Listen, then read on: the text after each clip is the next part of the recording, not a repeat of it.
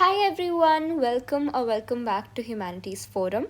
In this video, we'll try to understand what Unit 3 of Legal Studies Class 12th talks about, and we'll also have a look at the important questions from this unit. So, arbitration, tribunal, adjudication, and alternate dispute resolution. ये unit बात करता है बहुत सारी ऐसी techniques का जो lawyers use करते हैं, जजेस यूज़ करते हैं टू रिजॉल्व अ डिस्प्यूट. अब नॉर्मली हम मूवीज़ में देखते हैं, हमें पता है कि कोर्ट में केसेस लड़े जाते हैं, ठीक है. बट इस सिनेरियो के ऑल्टरनेटिव कुछ डिस्प्यूट रेजोल्यूशन टेक्निक्स होती हैं, एंड होती हैं तो कैसे होती हैं, क्या टाइप्स होते हैं, उनके क्या फीचर्स होते हैं, उन सब चीज़ों के बारे में पढ़ेंगे. So you'll be able to enlist various techniques which are used by lawyers and judges for cross-examining the witness. ठीक है, जो हमारा adversarial and inquisitorial systems होता है उनके बारे में you'll study. And ADR की techniques हम पढ़ेंगे. different types of ADR होते हैं, ठीक है, वो less formal techniques होती हैं, वो more flexible होते हैं. तो उन सब के बारे में आपको पढ़ाया जाएगा इस यूनिट में. लोक अदालत के बारे में हम पढ़ेंगे.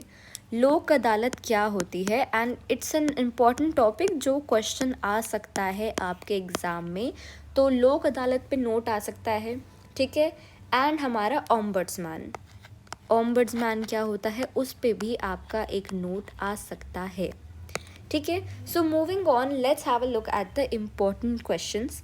देखो MCQs तो ज़रूरी हैं, MCQs को एक बार देख लो कैसे हैं, and if you are able to attempt them और नॉट. सो नाउ आर्बिट्रेशन के बारे में हम पढ़ेंगे, different types of arbitration, process of arbitration, ठीक है. सो ये बहुत इंपॉर्टेंट क्वेश्चन है, ये करके जाना. डिफाइन लोक अदालत, which method of adjudication is followed by लोक अदालत. सो लोक अदालत के बारे में पढ़ के जाना, अनदर वेरी इंपॉर्टेंट, ठीक है. And differentiate between arbitration and mediation processes, another important question, ठीक है. तो ये सारी चीज़ें तो करके ही जाना. जितने भी इम्पॉर्टेंट क्वेश्चंस हैं इनको तो अच्छे से कर लो. So these are very important. And इन क्वेश्चंस के अलावा जो NCERT के पीछे आपके क्वेश्चंस होते हैं उनको तो करना ही करना है, ठीक है, वो भी बहुत इंपॉर्टेंट होते हैं. नाउ इस यूनिट में क्या आता है, आपको ना ऐसी सिचुएशंस दे देते हैं कि ये डिस्प्यूट है, तो आप बता दो इस डिस्प्यूट को रिजॉल्व करने के लिए हम कौन सा टाइप का ऑल्टरनेटिव डिस्प्यूट रेजोल्यूशन यूज़ करेंगे, ठीक है. एंड आइडेंटिफाई करना होता है, एक्सप्लेन करना होता है. सो ये बहुत कंफ्यूजिंग हो जाता है कभी कभार. ये आप तभी अटैम्प्ट कर पाओगे जब आपको हर टाइप के बारे में अच्छे से पता होगा, then only you will be able to identify. And एक बार आइडेंटिफाई कर लिया तो एक्सप्लेन तो बहुत आसानी से हो जाएगा.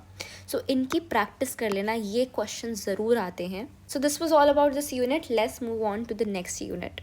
सो human rights in India, this unit is all about जो ह्यूमन राइट्स हमें मिले गए हैं, and human rights which are mentioned in Indian constitution, and कौन कौन से आर्टिकल्स हैं जो वो ह्यूमन राइट्स स्टेट करते हैं, ठीक है. सो बहुत सारे आर्टिकल्स आपको याद करने पड़ेंगे. Again as I said, list बना लो, आसानी होगी याद करने में, ठीक है. So will also comprehend ways in which these rights are incorporated in national, regional and international perspectives, ठीक है.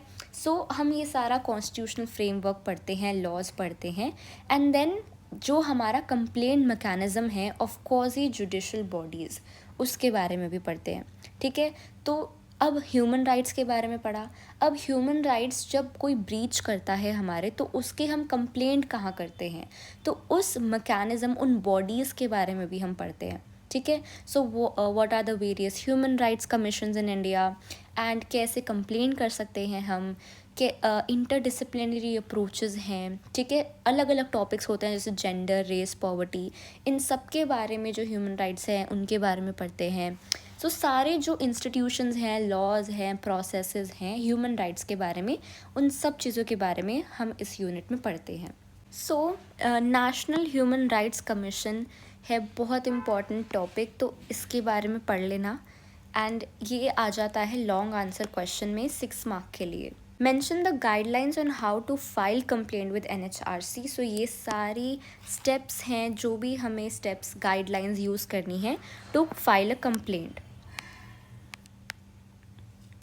फंडामेंटल राइट्स हैं, सो फंडामेंटल राइट्स तो इम्पॉर्टेंट है ही, क्वेश्चन भी आ सकता है, वेरी लाइकली है क्वेश्चन आना। फंडामेंटल राइट्स, फंडामेंटल ड्यूटीज़, ये तो बेसिक्स हैं, तो इन सब के बारे में आपको पता होना चाहिए।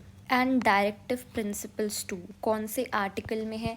सो जब भी fundamental right, fundamental duties, directive principles या कोई भी ऐसा लॉ आर्टिकल के बारे में क्वेश्चन आते हैं तो डू मेंशन कि ये कौन से आर्टिकल में स्टेट करे गए हैं, ठीक है। आर्टिकल ज़रूर लिखना, ईयर ज़रूर लिखना, तो बहुत ही अच्छा इंप्रेशन बनता है एग्जामिनर के सामने कि आपको इतनी माइन्यूट डिटेल्स पता हैं, आपको हर चीज़ याद है। So these are the important questions for human rights in India, and you can download these PDFs from the description box below. I'll see you guys in the next video. Till then, keep learning.